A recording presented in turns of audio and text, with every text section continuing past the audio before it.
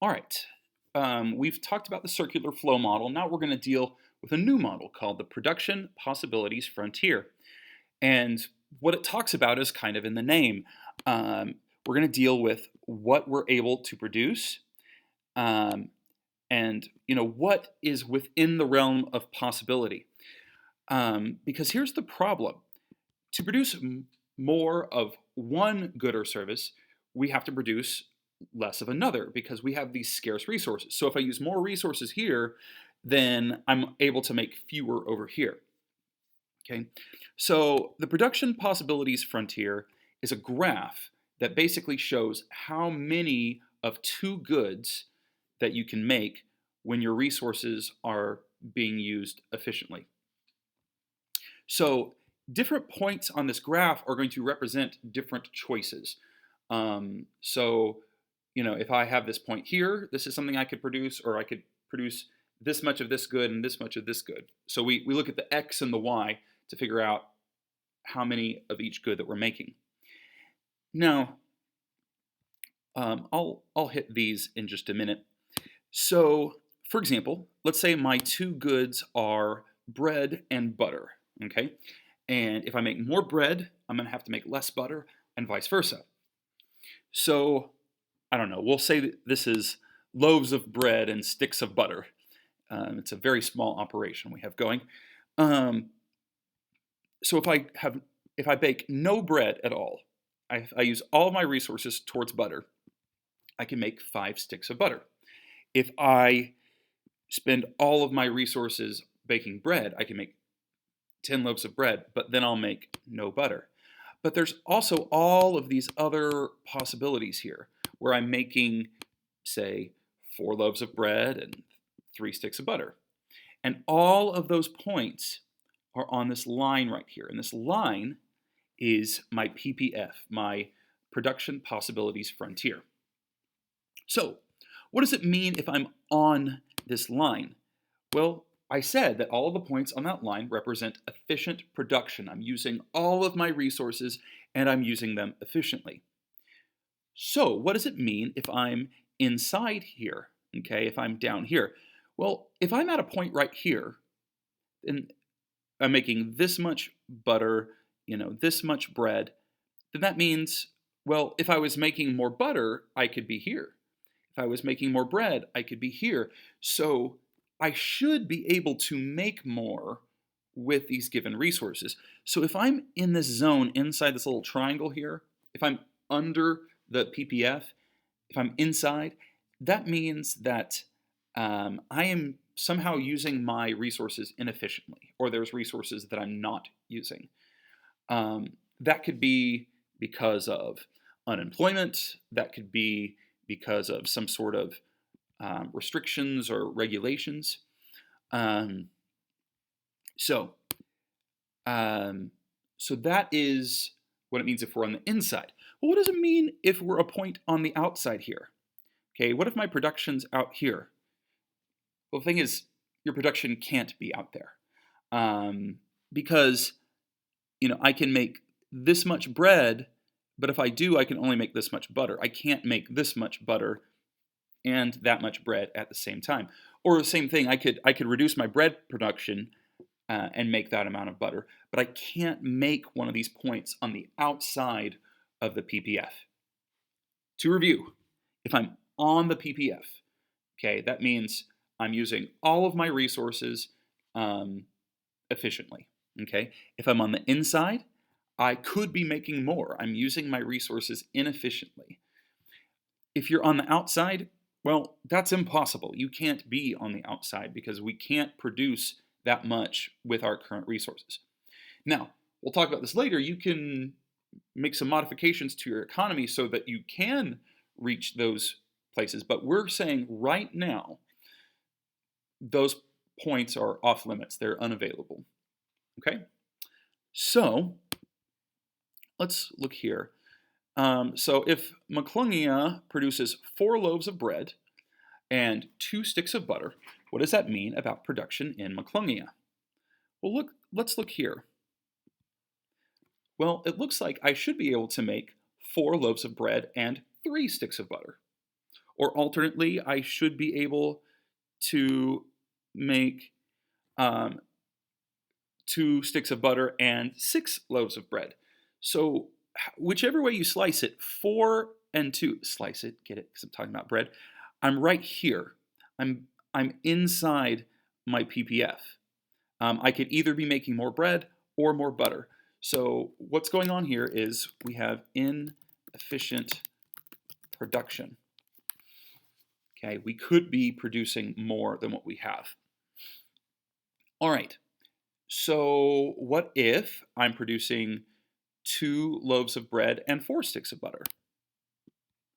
Well, 2, 4, oh, sorry, 2 loaves of bread, 4 sticks of butter. That's right here on the PPF. It was on my list here. That means we are doing efficient production. I'm producing as much as I can with the resources that I have. So something else you need to know about this is that the slope of the PPF represents the opportunity cost. Okay, let me explain what I mean by that. So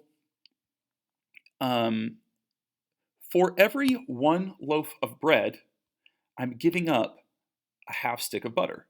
So when I go from 0 to 1, I go from 5 to 4.5. It reduces by 0.5.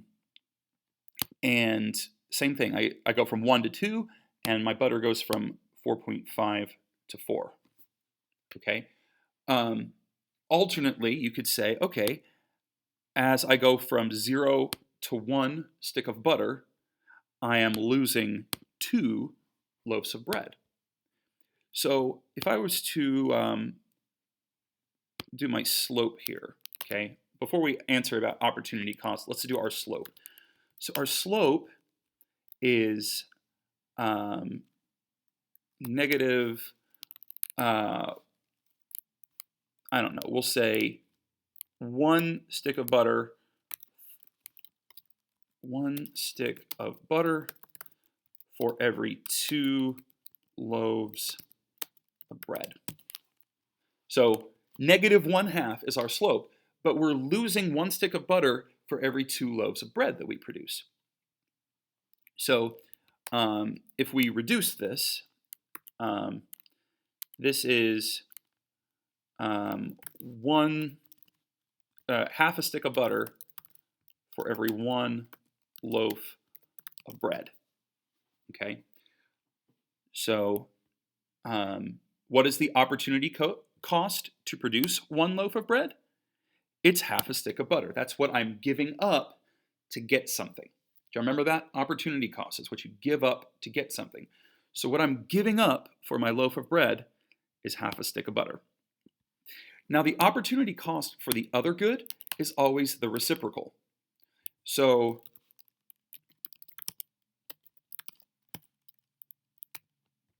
the reciprocal here would be to say I'm giving up 2 loaves of bread for 1 stick of butter. So the opportunity cost is 2 loaves of bread per 1 stick of butter. So 1 stick of butter costs me 2 loaves of bread. This is going to be really important later on in the unit, that you understand how to articulate opportunity cost in terms of these 2 goods. Now, you'll notice here, every time I have a loaf of bread, I lose half a stick of butter. That's not really realistic. So when I ask, do opportunity costs stay constant? That's not generally the case. We don't usually see this opportunity cost stay the same. And here's why. So when I move from making bread to making butter, I move some resources from using over here to over here. But here's the thing, not all resources are alike. There's going to be some resources that are better for one thing than another. So if I take it away from this use, it may be that it was more useful over here, and although it increases my production over here, it's not as much as going the other way. Okay. What this results in is increasing opportunity costs. Remember how we talked about increasing marginal costs? This is one of the reasons why. Um, that means that your PPF in real life tends to be concave rather than linear.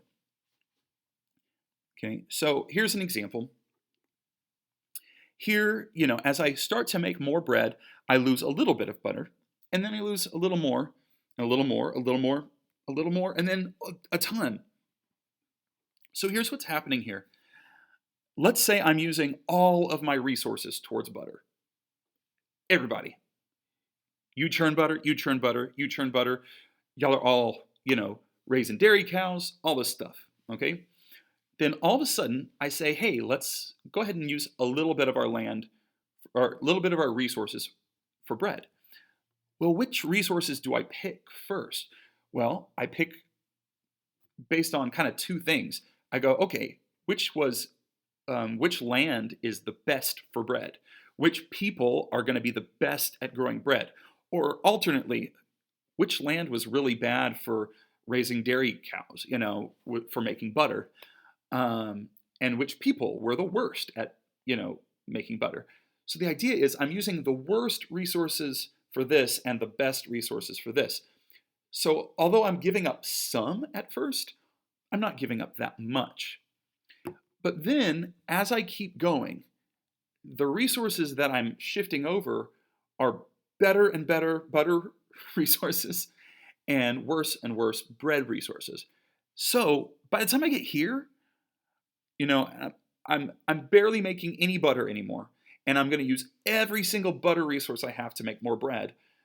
Well, by now, all the good, land for growing wheat, I'm already growing wheat on. So whatever new land I'm using is, actually kind of lousy. Um, so we see these increasing opportunity costs as um, as we produce more and more. So let me show you mathematically what I mean here. So what is the opportunity cost of the first loaf of bread? So we were making 0 loaves of bread, and then we moved to 1. Well, how much did that cost us? Well, it cost us 1 pound of butter. What is the opportunity cost of the third loaf of bread? Well, if I go from 2 to 3, how much am I giving up here? What's 18 minus 15? Oh, well, that's 3 pounds of butter. Okay, my very last loaf of bread, 5 to 6, I'm giving up 6 pounds of butter. And we can see that visually as our slope gets steeper and steeper and steeper. Because remember, the slope represents our opportunity cost. Okay, so this is a more realistic production possibilities frontier. We won't use this one as much because it's just a little harder to do math stuff on it. But this is the more realistic one.